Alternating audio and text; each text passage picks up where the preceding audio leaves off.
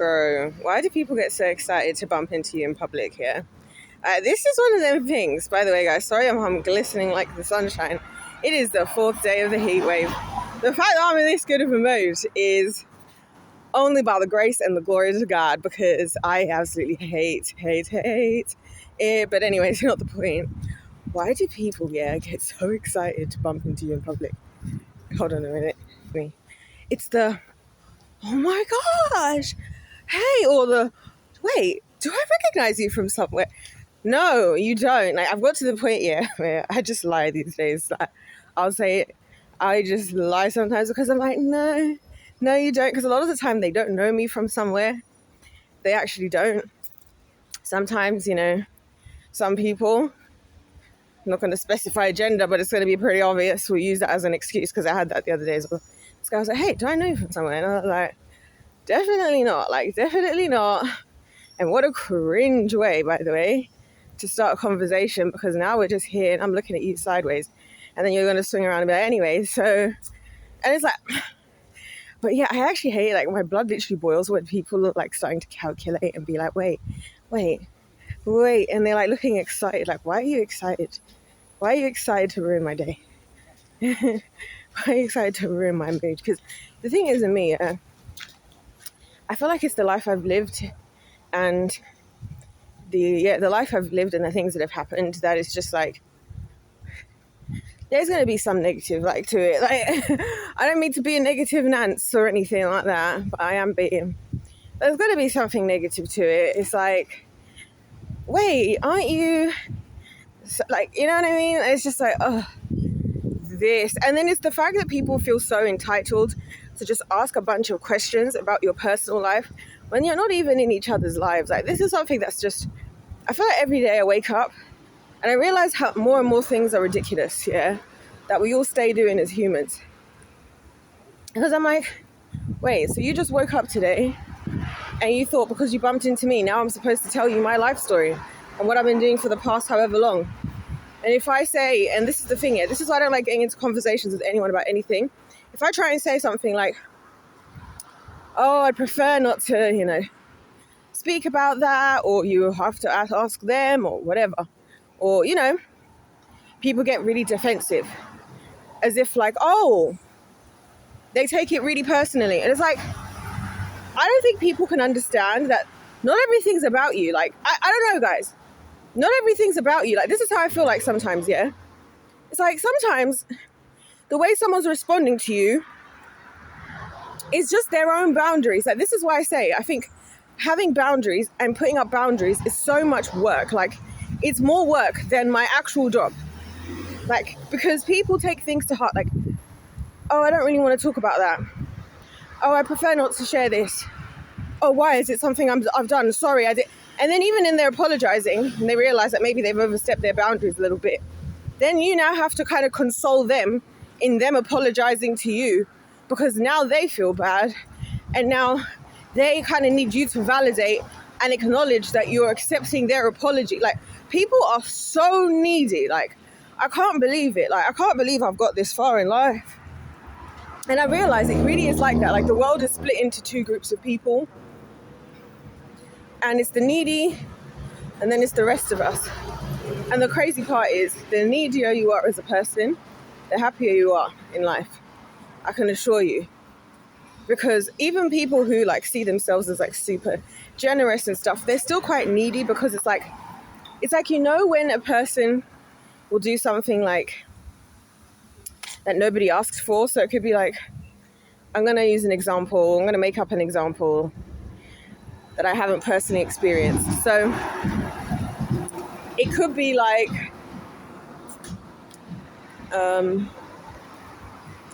a woman decides, okay, this is perfect because we don't do Thanksgiving in this country. So let's use that as an example. Like, a woman decides that she's going to go all out for Thanksgiving. She's inviting every single family member on the family tree who's invited to this Thanksgiving. She's going to do all the cooking, all the preparations. There's going to be activities, games. It's going to be it's going to be a whole thing, right? In their head, they're convinced that like, oh, I'm doing this out of love and I'm doing this to show whatever. When in reality, you're just putting the pressure on, because if people don't go and do everything exactly how, like, this is the kind of woman, if I ever become that woman, yeah, may the Lord strike me dead immediately, right? Who then will, like, if one thing doesn't go right, or if everybody doesn't do things the way you want, right, will be angry and upset and feel like no one respects you and how much effort you're putting in. And it's like, brother, nobody asked. And like, this would have been so much better if we just ordered some freaking takeaway and just enjoyed a movie than this. But then that will be the same person who will go to work on a Monday, yeah? This is why I can't be in workplaces. So what did you do with your family for Thanksgiving? Oh, it was amazing. I did this whole thing.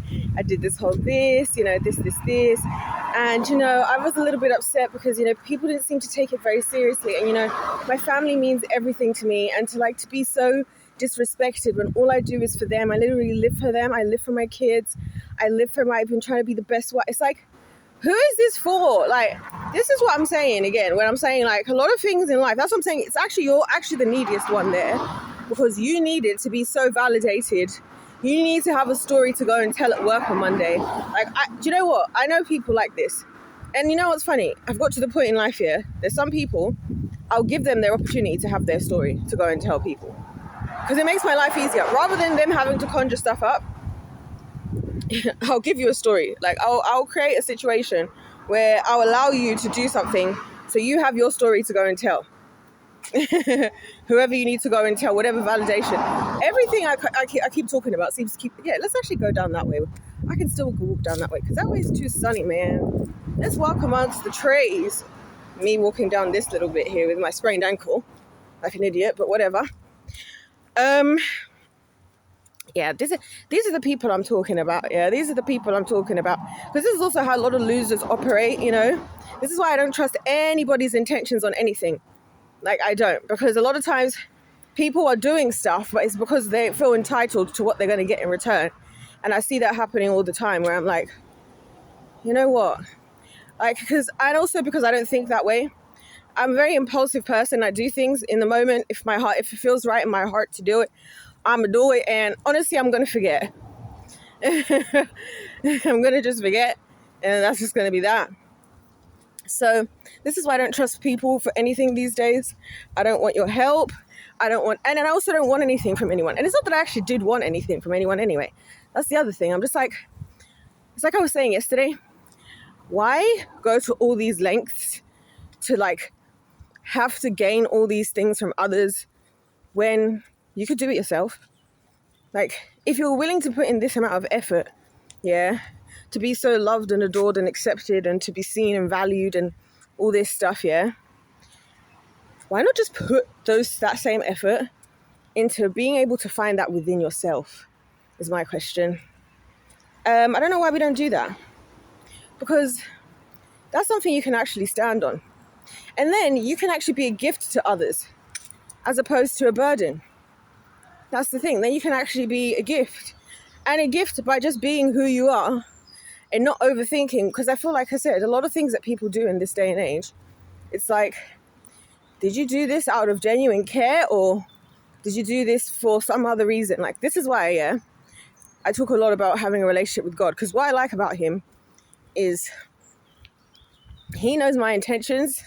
And I'm not saying this in the way that people are like, I might have hurt you, but God knows my heart. No, if I hurt you, I still hurt you. And it's still important for me to address that if I care about you. If I did something bad, even if I didn't intend to, I still am accountable for what I did. And I still should take it seriously. And I should still, apologize, take accountability and whatnot, whatever. So that, let's just be clear, because I hear this is one of those phrases that I can't even use. Like, see, I can't say anything because the people who misuse this stuff are the ones who've taken all the flipping reputation of these types of things. So I can't even call myself a Christian anymore, for goodness sake.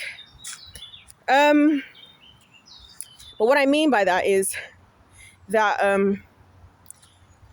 at the end of the day, if anything, that's actually kind of a scarier statement, if anything, saying that God knows our intentions, because that means that, well, God knows the truth. So even if you convince everybody that you did this because you're just an empath and you just care so much about everyone and people, or you did this because you just want to, help the community and be a good, and you just always cared about community, or if you did this because you have like unconditional love for your children, and you'll do anything for your children, right? Anything except taking them out of those freaking indoctrination camps called schools. This is why I think anything.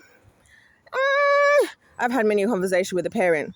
I would do anything at all, and then like I can immediately list about 3 things they would not do and have excuses for why they can't do them. And I'm like, fair enough. I'm not saying those aren't valid answers. I'm just saying then don't say anything, because it's not anything, is it? Because there's things. Just saying. I'm not trying to be the enemy here. I'm just pointing out, like, maybe let's not just go and so flippantly make certain statements is all I'm trying to say. But anyway, if anything, God knows our true intentions. So if you're being a fake and a fraud, or you're doing things for the wrong reasons, or you're misleading others or misleading yourself, because I think most of the time we become so like, this is what I fear, because I know a lot of people like this. The longer you spend, this is why I think God talks so much about being lukewarm, and why it's just so against anything. And it's just like, at least be cold or at least be hot, because if you're lukewarm, that means you dibble dabble in both sides enough that you're literally 50-50. You don't commit to anything. You don't know how to even commit to your evil. You're not even good at working for the devil. And you're not even good at working for God. You're just a loser in both areas. That's so pathetic. Like, be strong in one area at least. Like, be amazing in the kingdom. Be amazing. If you're going to be evil, like, do it like Kris Jenner. Do it like Kris Jenner. Do it like Ariana Grande. I don't know why those two are always the first two that pop into my head, because they're the ones who get away with it the most, right? Some of, right? Ariana literally calls herself a witch and all this, says she's a witch. She's literally always breaking up relationships, just broke up with Ethan Slater. And again, oh my gosh, we're so worried about Ariana's health. Look, she's wasting away on tour.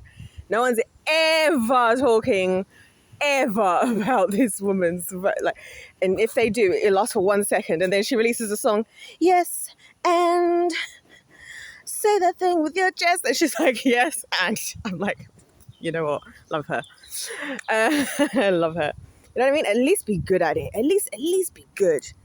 But to not even be good, because what I realize is when you dibble dabble in one side, eventually you no longer recognize like the other side anymore. So like, for example, once, this is why I think I keep saying it on here, that I low-key feel like I overdosed on the Lord, because I feel like because I've spent so much time alone with God, like it's been 5 years, and I've been spending 90% of my time alone. Like, I don't know if you guys actually think about what that's actually like. So it's just me and God. So no external influences. So I feel like because I've spent so much time there, everything else, when I go back into the world, everything else doesn't make sense anymore, because I just haven't been there for so long. And so now I'm like, I don't even know how to function here. Like, I don't recognize, like, I can't work with this. I'm just now so used to. Similarly, like, if you get into, and this is what I'm saying is the scary part about, being a loser, right? If you go into loser-like behaviors and character traits, which are the simple things, are like lying, cheating, stealing, being a coward, causing division on purpose, basically everything that's the opposite of the fruits of the Spirit. So the fruits of the Spirit: love, joy, peace, patience, kindness, faithfulness, gentleness, self-control, long-suffering, Galatians 5:22. The opposite of those. So love, instead of love, you have hate. Instead of joy, misery. Peace, strife. Instead. Instead of patience, impatience, all this stuff. If you have all these things, instead of self-control, just lack of control of everything. Because this is how I've realized that most people really are lacking in self-control. It's so easy to tell from how quick people are to respond to their emotions and their entitlements. So it's like how if somebody gets hurt, if I get hurt by someone, if somebody does something to hurt me, I don't immediately take that to heart, because first of all, there might be a misunderstanding. Second of all, I don't know the full picture. Third of all, they might not have intended to. Fourthly, we're just humans and we just do things. We're going to hurt people. It's part of life. So I have a whole bunch of stages I go through before I get to the point where I'm like, I'm letting that arrow stab me in the heart, if that makes sense. Because I got to understand more. And then once that does happen, it's like, well, am I going to lose sleep over it? What's happened has happened. Like, what am I going to do now? try and like beg, like when somebody's like trying to beg you to see their perspective and talk about, yeah, but you don't know what this person did to me and you don't know how hurtful it was. And it's like, you know what? Fair enough. And you should be acknowledged, but like the way people go about it and the speed at which people respond shows me that people are lacking in self-control. And to me, if you're that quick off your emotions now, that just goes to show me that you're lacking in self-control in other areas of your life. Because what do you mean you flipped your head like just that quickly? You were that quick as soon as and it's the same thing of like people and their comfort zones. It's like, oh, something a little bit uncomfortable, like being in this country. Oh, so being something a little bit uncomfortable, a little bit of an uncomfortable conversation comes up and you're like shriveling away. It's like, what do you expect to happen if there's a world war? What do you expect to happen if something extreme happens? Right? And then you have, like I said, like people in this country, our country's been taken over. Mate, I've been speaking up about all this stuff for years as I've been living here myself as an immigrant. I'm like, I speak up more than the frigging national British people do. But now you guys want to have something to say when you any little, it's not politically correct to talk about religion and politics. Well, look at the state of religion and politics in your country. Exactly. So it's like, when you then end up in that area for too long, you then like become that thing, and then you don't know how to come back to earth. So like what happens with a lot of people, I feel like, is you stay in loser-like behavior for too long, and then you genuinely start to believe the lies that you told yourself that kept you where you were. Like because again, delusion is another thing because of course in the kingdom of light, we believe in the truth. Kingdom of darkness, they're all deluded, right? So then you start to believe your own delusions about whatever. You start to believe, no, I am a good person. No, I did deserve, it's the same way that people think, they feel like the right to judge somebody else and think that their judgment is fair and they know good and right. That's a delusion. Because you might think you're good. Like I said, we all can easily think you're a good person, but your actions might be bad in somebody else's eyes for some other reason. You know what I mean? Like you might say, like, I'll use an example that, L. Ron Hubbard himself used, as in like, you might say you might be out looking for food for you and your family and you want to hunt for your family. And so you kill a duck, right? He doesn't use the family element, but he says if you kill a duck, you might feel like that's what you wanted to do and you have the right to, which you do. But then as far as the duck's concerned, what do they got to say about your morals? Because you're the one who killed the duck. So yeah, you're a good person in your eyes and for your family's eyes because you fed them. But what about the duck that lost its life? Who cares about the duck? Maybe from the duck's perspective, you're a bad person.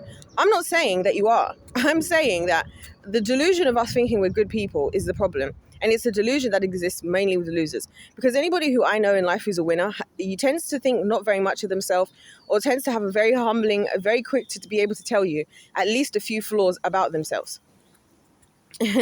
Right? And a lot of times it's the losers who are like, well, it's just the average. It's just the normal things. I tell a little white lie here and there and this. That's what they think. They think they're not. And I'm like, you. Because going back to the work example I always use. So I'm like, to me, right? If I'm at a job, this is why I can't work for no one, yeah? It's the socializing. That's the worst part for me. I'm at a job, especially say something like being a teacher, yeah? It's my lunch break.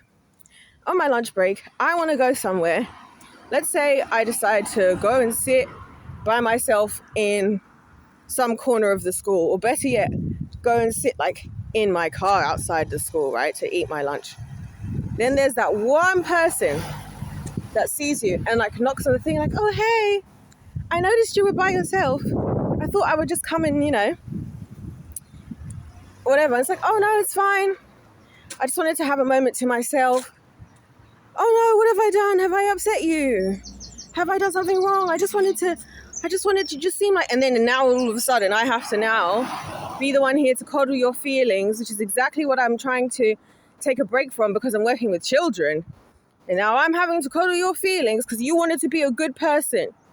And then you're going to go home and complain to your husband about how, you had such a tough day at work because all you tried to do was go and be nice and the other maths teacher was rude to you because she wanted to eat her lunch by her damn self. And then when your friend calls you later, when you guys go to get your nails done, you're telling the same story again tomorrow about how your last week didn't end great.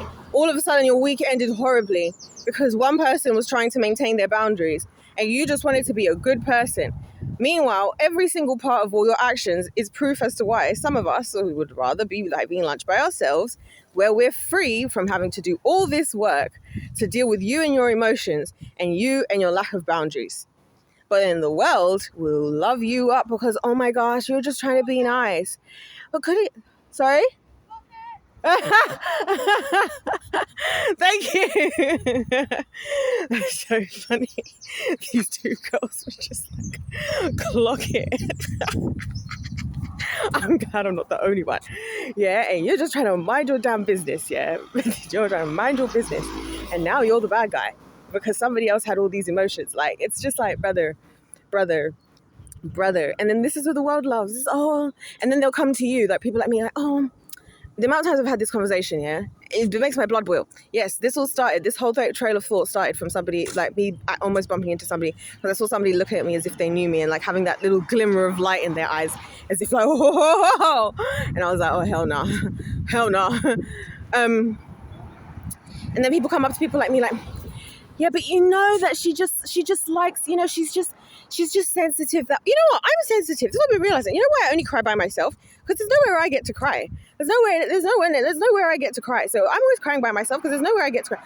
Oh, but you know, she's just sensitive. She was just trying to do a nice thing. You know what she's like. She's just da-da-da-da and blah, blah, blah, blah. And that's, again, where we shoot ourselves in the foot. Because it'll be situations like that where it'll be like, oh, and like I find myself in these types of situations all the time. Like this year, especially at the start of this year, I got so much bad news. It's unbelievable. And people say stuff like, oh, well, you know, she's dealing with, you know, her father, you know, her father's, you know, really sick at the moment and he's got stage 3 cancer. And so she's just been going through a lot and she probably just needed a friend. And I'm like, yeah. And you know what the funny part about that is? I also know somebody who's terminal in cancer dying this year. And I also know somebody this year who took their own life in January. And I also it's like a dual, and these are real things, by the way, that's happened this year that I just don't talk about, that I just keep to myself. Because why do I now have to go and share all my information for people to be treated like a human being? This is what I hate again about her, like things. People are like, oh, if I knew you were going through that, if I knew you were going through this, then no, because why do you need to know? It's the needy thing again. Why must I tell you? Why must I tell you? Why must I always have to divulge so much information to get basic respect and spend the entire energy it costs for my full-time job as a teacher working with children just to maintain my blood clot boundaries? Like, it's actually getting so frustrating. I don't want to share, and the only reason they're sharing all the stuff they're going through, is what I'm saying, the needy people, is because they need you to be like, oh, that's so sad. Oh, that's so hard. What a tough time you're going through. They want you to come and stroke your arm and this and that. This is why I never told nobody when I was having a miscarriage, except one person, because I knew that the amount of stress, strain it was going to be on me to have to like make other people feel better about what I was going through was going to be more effort than just dealing with it by myself. Can you imagine how dark that is? Like, that was probably, this is why I think about it so much, because it's actually dark to realize I live in a society, in a type of world where I will have to, it's safer for me to keep something so horrific as that to myself than it is to tell anyone, because how everybody's going to react, I'm now going to have to coddle your feelings about my miscarriage that I'm going through while I'm in physical and emotional pain, right? And I'm going through a bereavement of my child who's dying in my body. And what? Because this happens to me all the time. When I get injured, when I've been injured, whatever. I was just like, oh, but if we knew, why can't we just be considerate? That's why I'm like, we all think we're such good people. Good to who? Good to who? And those people, yeah, these needy ones I'm talking about, like that girl, the one who's like going to go and tell her husband, and that's what they talk about over dinner. And, you know, and then she's sad for the rest of the night, and then goes to talk about this with her friends at the nail shop. And that's becomes like, those are the people that are sleeping well. Sure, those are the people who wake up in the morning and be like, oh, normally I need 10 hours, but I only got 9 hours and 59 minutes. Because you know that situation with that woman, with that maths teacher, it was just upsetting me. And I just think I wasn't able to quite get that full 10 hours. I missed out on an entire minute. And you know I need my 10 hours. Like, this is what I'm saying. The world is created for those people. Like, that's the people the world is created for. The world, well, not created, but it's been built for. The world is built for people like that. Not for the rest of us, because listen, I also don't like the sympathy vote. Like, if I have to basically find every single reason for you to feel sorry for me, for you to be in my life, or for you to show me respect, then why do I want that respect? You should respect me as a base level. This is like the same thing I do with other people. It's the same way I find it weird how people act differently as celebrities. I will treat every human as another human. I don't care whether you're flipping Bill Gates or Jeffrey Bezos, right? Or if you're a homeless person. I don't care. We're all human. There's no difference. I'm not now going to all of a sudden lose my head because I'm around a famous person. And I'm also not going to treat you like dirt because you don't have somewhere to live. Because once a frigging again, let's look at it. Who do I respect more? People at the top who's probably doing weird things on Epstein Island and all sorts of weird stuff here, on whatever island or whatever rituals to gain their money, power, and fame, or somebody who's clearly been through some stuff in life. I probably, without knowing the backstory, and again, it's not my place to judge, but we all still do it, would probably have more understanding for how the homeless person ended up homeless than how the rich person ended up rich. You know what I mean? I would probably have more understanding if I got into the crux of it. Like the other day, I found out there's a guy called Paul, right? I thought he was homeless. I've spoke to him all the time, this, that, and the other. And I found out, bro's not even homeless. He just acts homeless because, anyways, the guy, he ended up getting a free house and this and that from the government. So he actually has a nice, the guy was telling me he's got this beautiful, the guy in the shop was telling us about it. Because there was me, the guy from the shop, who's a bit younger than me, and then this other guy, and he was talking about how he's a builder, blah, blah, blah. So we all end up in a conversation about Paul, which was quite ironic, because they started talking about him, and I was like, wait, do you guys know where he's been? I haven't seen him in ages, because he's always outside that shop. And so there's just me inviting myself in conversations.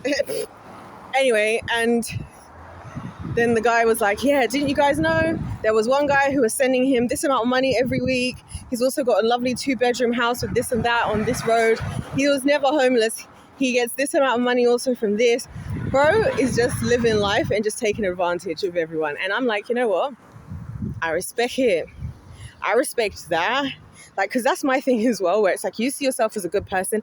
I'm not going to give money to the homeless person. So they might use it for drugs. Bro, I'd rather give that person money, even if they use it for drugs, knowing they're going to be here for tomorrow and at least they believe and have hope for tomorrow, than I take my money and go and be spending it in the flipping Hollywood movies and at the cinema and on the next new Marvel movie and on the next new this or doing that, knowing that these people, these celebrities, these gorgeous women we're seeing, right, and these lovely, people in Hollywood, probably had to sleep with some crusty, dusty Hollywood executive to get in the movie in the first place.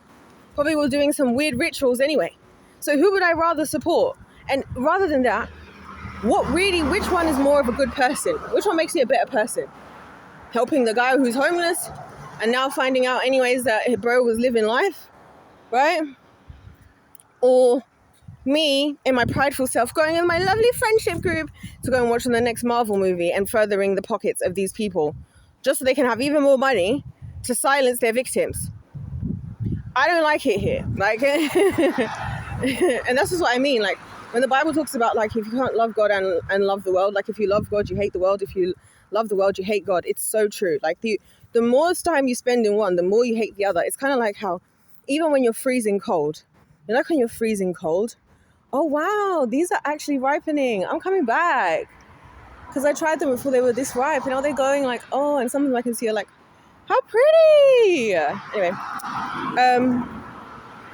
the longer you spend in the world, a lot of people are very comfortable in the world and in the world systems. Oh yeah, I was going to say, if you're freezing cold, and even if you want to get warm, right? There's an element of, if you immediately go into the hot, so you say you step into a cold shower a hot shower after you're freezing cold, which is something I do all the time in the winter, because you guys know I love doing that. I love going out in the bitter cold and then coming in and taking a nice hot shower. And at first it's kind of offensive to your body, isn't it? Because your body is now acclimated so much to the outside, to the, to the cold that the immediate opposite is offensive immediately. It reminds me of like when I used to have to change the water in my fish tank, when I used to have my goldfish, rest in peace, chlorine. And I remember the guys at the pet store told me that when I'm changing the water, so I'd literally like I'd have to get my little goldfish into a little thing with some water, some of the water that it was in, and like, but that thing never wanted to get out. And I'm like, look, brother, I'm about to take out all the water. I'm going to refresh the entire water. I'm going to make it nice and cool, because I used to have the little temperature thing. I'm going to like literally clean this out because you've been crapping everywhere. Anyway, they crap a lot of goldfish. You can't really see it, but I was just told that by the vet. So hey, who am I to guess? So anyways, I would clean the whole tank, yeah. Anyways, and one of the things I had to do is I would have to like put the fish in the water that it was in, like in a bag, but then like open obviously, and sit it inside the water for like a half an hour or so, for a little bit of time, so that the water where the fish was and the water in the tank could reach the same temperature, because otherwise throwing the fish straight into the new water was going to be shocking for it. And so this is what I'm saying, like when you're so used to being, and this is what I feel like is where I'm at in the world, where I feel like my experience with the world is, and the world's experience with me is where it's like we're all just being shocked. And probably for you guys, oh my gosh, what a cool car, loving life, sick, you know, this guy is living his life. Look. It's the same thing. It's like being out in the world, like for me it's just so uncomfortable. And I feel like I make people uncomfortable like as well. And it's like, I'm sorry, I just don't know the lingo. I don't know the choreography. I don't know the rules. And I don't want to. Like, I don't like them. You know what I'm saying? And vice versa. And I understand that other people feel the opposite. And guys, this is going to be our lives. So I'm like, we just need to get to the promised land. And then once we're there, we don't have to worry about the rest of the riffraff. We'll just get on with what we're getting on with. Anyways, I'm going to go. I've been yapping for long enough. Because if life's a game, let's play to win. God bless you all. God loves you. I love you. And I'll see you in my next one.